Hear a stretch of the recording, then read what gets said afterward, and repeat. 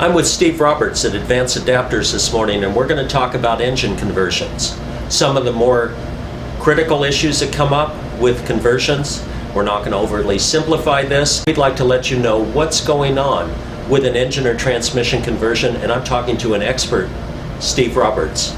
We specialize in engine to transmission conversions for anything from your CJ2A Jeep all the way through, if you want to put an Atlas transfer case in your 2012, 2013 JK. We can do an engine conversion in your Toyota Land Cruiser, Toyota mini pickups, V8 conversions for S10s, Bronco 2s, Rangers, first generation Explorers, and manufacture a host of other retrofit items in the full-size market, depending on what all you need. I'm going to ask Steve the hard questions, and I'm also going to find out what's popular and what's going on with engine conversions, ways to power up your Jeep or your pickup truck. I know that some of the niche products have to do with upgrades for pickup trucks as well as Jeep vehicles. We've watched a transition over the years from simple small block V8 conversions into Jeep vehicles or into a Scout or whatever. What's popular now? The antique Jeep lineup is still very popular. We do a lot of the early CJ company was founded on this stuff. We do a lot of that. But the later model drivetrains, repowering the newer vehicles, the Toyota market, the Land Cruiser market, where we used to do old school small block Chevys, we're now doing LS engine conversions, a Hemi conversion, more fuel injected conversions. As we go on, we're getting more and more into the electronics. Our transfer case adapter lineup has overcome all the electronic issues with the later model engines rather than a simple carbureted V8 in a Jeep. One of the bigger issues that goes along with the late model engines is also the late model responsibility for emission controls and being smog legal.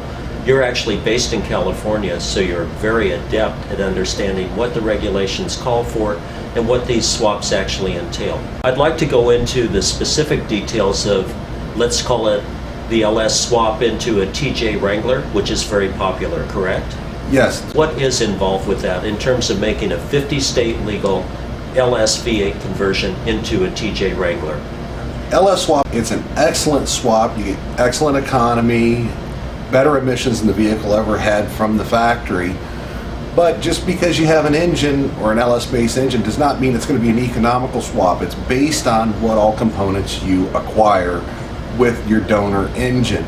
I use the term commonly that an LS swap can nickel and dime you to death if you don't make the proper choice of engine, or contact your local smog referee to find out what they are looking for, or outside of California, your local smog laws. Most states have adapted California-style smog laws. Basic information is the engine has to be the same year or newer than the chassis. If the engine is older, automatically makes it an illegal swap for smog legality. It must be the same model year or newer and the same emissions class rating as the chassis. For instance, if you can pull a light truck engine and put into a Wrangler, or a passenger car engine is perfectly acceptable in a Wrangler. You cannot pull a diesel engine out of a 2-ton truck, even though it's newer, and install it in your vehicle because it's a reduced emissions class for the heavier weight vehicle.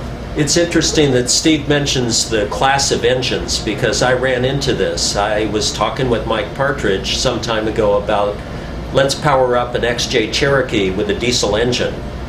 You know I'm a diesel guy, and I wanted to use the Isuzu 3.9 liter 4-cylinder diesel, an excellent engine. Weight-wise, not excessively heavy, and it would fit into the XJ Cherokee chassis, certainly far better than a V-type engine, since the original engines were inlines. And I thought I had a way to go here. 700R4 transmission had been adapted to these engines. We thought about an adapter. We had worked our way through all of those issues. And I hit the wall because I wanted a 50-state legal diesel engine conversion.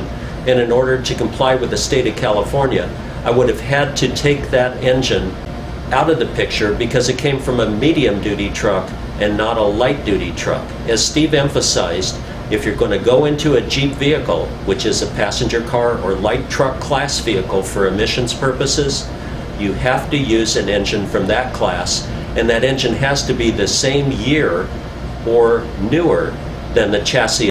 Very true. I get this call all the time. For instance, the 3.9 liter Isuzu is an excellent choice of engine. Readily available, great performance, good fuel economy. But again, we have not pursued the lineup because we cannot make it legal as a swap anywhere in the United States. It actually falls back under a federal emissions regulations that you can't go backwards in weight class or older in engine technology. We're not going to dwell on the diesel issue, but I would like to get into detail about the TJ Wrangler LS Gen engine swap, which is very popular at this point. And some of these steps that Steve will share with us also apply to the installation of a Hemi into these models.